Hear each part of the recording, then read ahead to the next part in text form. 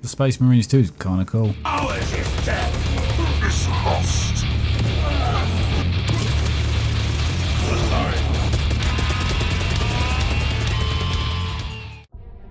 A brand new game from the world of Warhammer, which honestly I know nothing about. Either way, Space Marines has caught my eye, as I imagine it has with you if you're here too. I want to talk about the game, as so far I've only played 2 hours of it and I'm loving it. I don't know what Warhammer is, but now I really want to know. Anyway, I'm going to talk about what the online PvP is like, because I think there's already a few videos about the campaign, and I've only played the tutorial so far, as I'm waiting for friends to play with anyway. I have friends. I definitely have friends. Starting off, I'll go over the classes quickly. When playing PvP, there are 6 different class types to play with. Think of something like Overwatch, where you have your tank, your healer, and whatever else is in that game, I don't know. So only 2 people can play as the same class at the same time. Never found myself not being able to play as any classes during matches, probably because the match is 6 versus 6. As it stands, no class seems to be better than the other. It's really going to depend on your playstyle. Talking about the 6 classes, they are Tactical, which acts as a jack of all trades default class.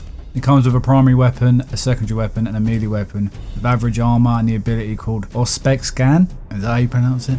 Which throws out a sensor grenade revealing enemies nearby its field. Tactical is probably the class I played the least, not because I found it bad or anything, just because it's a bit generic.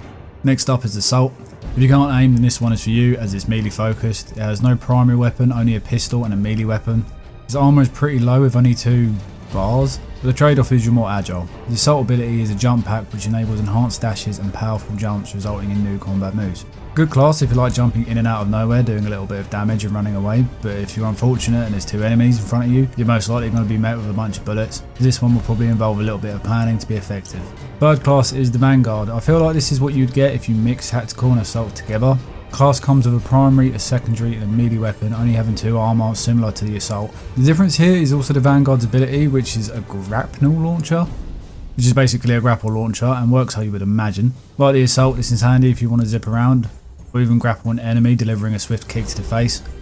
I didn't manage to kick anyone, sadly. I think in my recording I did grapple someone, but then it stopped midway and I got a shot. Probably best used against enemies with shields, as when you are hit by it, it causes you to become staggered for a short amount of time. It's a pretty fun class, one that I probably should use the most. On to the fourth, which is Bulwark. This one's probably the closest class to being a healer mixed with a tank. It comes with no primary weapon, but you do have a secondary and a melee. You also get a shield, not that it says it on the selection screen. This shield pretty much repels all firearms, though it doesn't do much against melee. Or like we just discussed, the Vanguard's grapple kick. Otherwise, the Bulwark has the highest armor with 4 bars and the ability to restore armor to the squad members in the area of effect. This ability alone wins games, especially when you're doing capture the flag. If you're anything like me and you can't aim and like playing support, then Bulwark is your go-to. My favourite class at the moment, and who doesn't love a healer? There's one in every shooting game, and this one is no exception, the Sniper. Some of you either side with memories of being killed by a max sensitivity 360 spinning one shot of death, and the others are probably salivating at the mouth. Thankfully in this game you aren't going to be quick shot, and there's no super aim assist as far as I'm aware.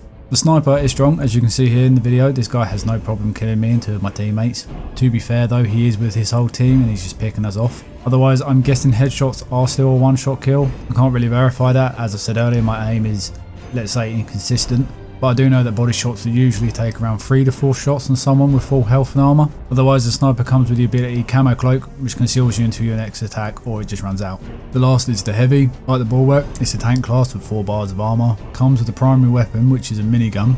A little tip before I carry on: if you're using the heavy minigun, shoot while aiming. Hipfire is pretty slow, but when aim is toggled it rapidly speeds up, as a minigun does, and obviously you have better accuracy. Just a note as well, while aim is toggled playing as the Heavy, you cannot dodge. So if you're being shot at, you need to choose to commit or come out of aim and retreat. That's my pro strat for you. Back to the Heavy's loadout, we spoke about its primary already. It also comes with a secondary with no melee, which is fine as you're slow anyway. Its ability is Iron Halo, which creates a powerful barrier blocking all ranged attacks.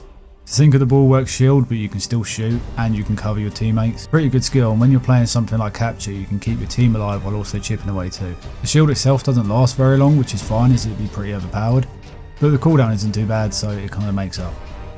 So, as I've been talking about each class, you've seen some of the gameplay in the background, and I don't know about you, but while playing it, it reminded me of like old school Gears of War. I don't know if it's the aesthetics or the shoot for dear life combat, but it really kind of feels a bit nostalgic. Which is weird as it's a brand new game, but it's kind of quite refreshing, to be honest, in a weird way.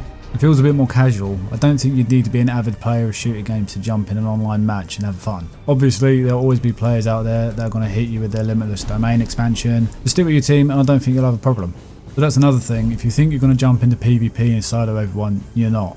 The PvP is definitely team based, which is great until you come across a team running in all different directions. Matches like that can suck. Luckily though, I found the rounds to be fairly quick. On the other hand, if you jump in with a squad of your buddies, you're going to be very hard to beat. So the game types themselves are Annihilation, which is your standard team deathmatch. Seize Ground, which is pretty much domination. You try to capture and hold a zone that's moving throughout the match. And last is Capture and Control, which is King of the Hill with 3 separate zones in which you fight against other teams to control.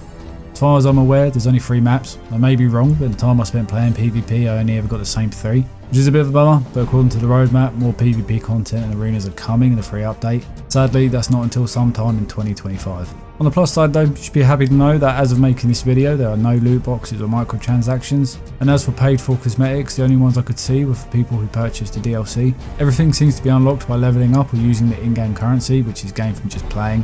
As for cosmetics, there are plenty, which is no surprise as you can literally customise each limb. You can unlock skins for guns, armour, everything. You can pretty much customise everything. So yeah, that's Space Marines PvP. I really like it so far. I can't wait to play the story. It's nice to actually buy a game that has no awful release issues and is actually fun.